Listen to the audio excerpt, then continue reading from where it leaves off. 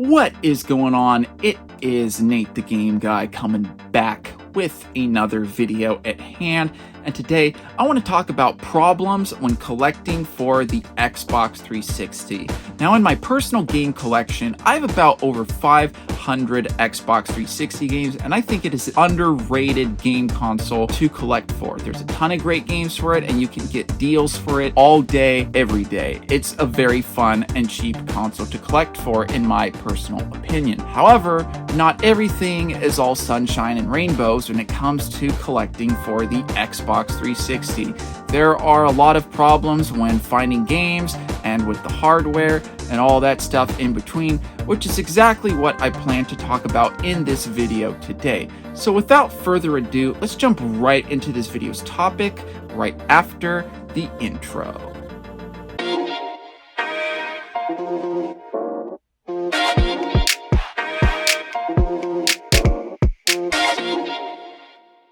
Now I'm going to address the elephant in the room first when it comes to problems when collecting for the Xbox 360, and that is the red ring of death. The red ring of death was a real problem back in the 360's day. Unfortunately, I dealt with it myself back when I used to play on my 360 a lot, and it was just not a great experience whatsoever. Now, thankfully, Microsoft would improve upon this problem with later models of the Xbox 360, but when it came to those original Xbox 360 models, they were an issue. Unfortunately, when it came to the red ring of death, because of some design flaws with the Xbox 360, it would cause the Xbox 360 to overheat and desolder some of the things inside of the Xbox 360 console and would result in the red ring of death. Now, I am not an expert when it comes to which models of the 360 are more likely and less likely when it comes to getting the red ring of death, but from my personal experience, I noticed that the most common models for the Xbox 360 are the original models that don't include the HDMI cable, where essentially you just plug in your video cable for composite HD TV, but do not include the HDMI. Now, here's a big thing that I recommend for collectors just like me who like to collect multiple models of the Xbox 360 because they like collecting variants, or they just simply want to have the original model just for nostalgia purposes.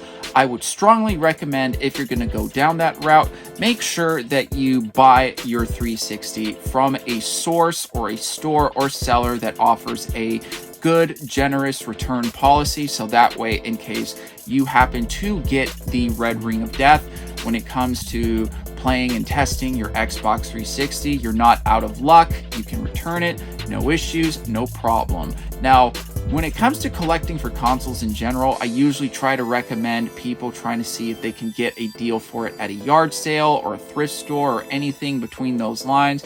In this situation, I would recommend, when it comes to the original models of the 360, I would recommend avoiding garage sales and thrift stores altogether, unless if you have the opportunity to test it out and you have some way to return it, or it's just some smoking deal that you just can't pass up, right? If you're getting like a 360 that's like $10 and it's all good and all that, obviously I would recommend picking it up.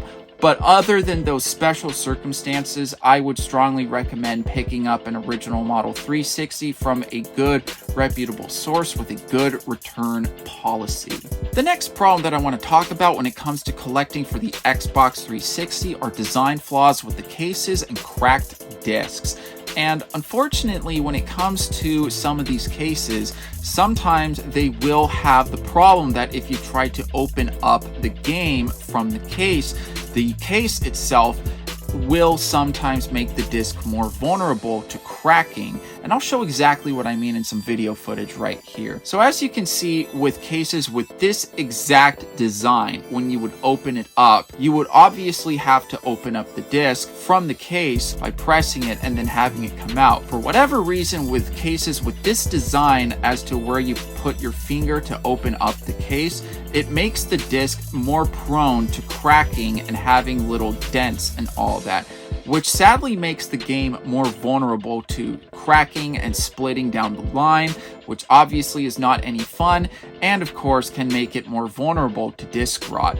Of course, I'll be touching a little bit more about disk rot later on in this video, but I will say that is one thing that's worth noting when collecting for the Xbox 360 is that cases with that exact design, when you open them up, does make the disc more vulnerable to cracking due to this design flaw. Now, another problem to talk about when it comes to collecting for the Xbox 360, jumping back to consoles, are the disk drives. Now, unfortunately, with the disk drives, sometimes you will notice this, and this is also a problem with original Xboxes as well, that sometimes if you hit the eject button, that over time, your disk drive will not eject and open, and it's just not fun.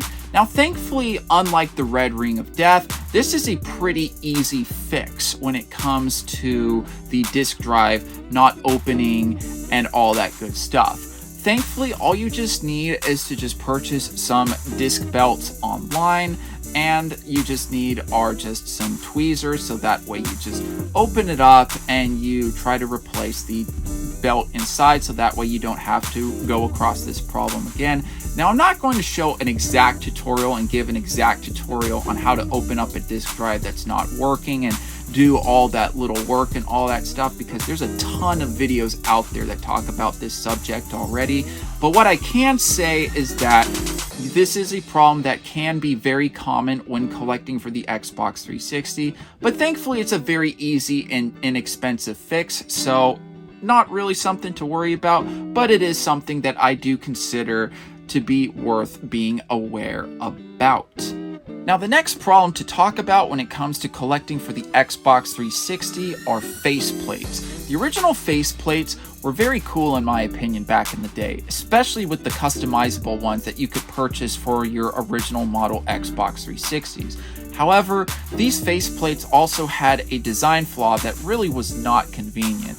Unfortunately, when you would use your faceplate over time for memory units and also using the wired controllers and USB flash drives, sometimes like the little flaps would have like a spring inside, and they would just kind of just wear down and then eventually just snap off over time. It was just not really fun to deal with. Now, thankfully, it is a cosmetic issue, so it's not going to make your console obviously not work or not work properly someday. But if you are somebody that wants to make sure that your Xbox 360 is in tip-top shape, it is something that should be worth knowing about, because like I said, it can be annoying. It's not really convenient.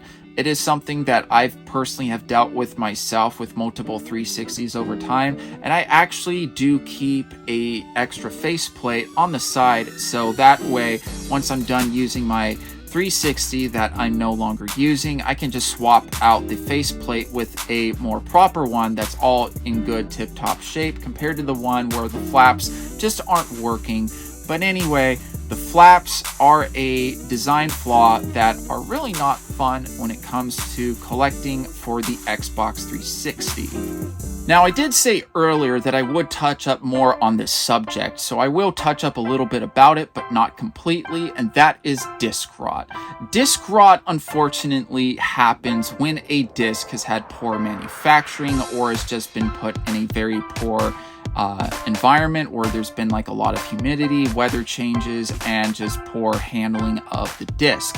Now, of course, when it comes to collecting for the Xbox 360, this is an issue.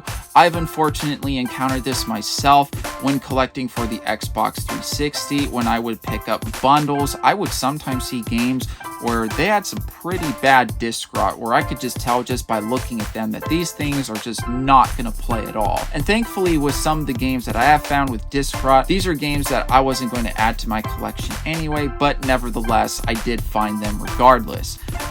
When it comes to disk rot, I have an entire video all about disk rot that I will be linking somewhere for you guys to watch, so that way you guys can get a more in-depth detail when it comes to disk rot and collecting, because it is a real problem, not just for 360, but for all disc-based consoles. But I will say, if you are collecting for the Xbox 360, it is something that you should be aware of.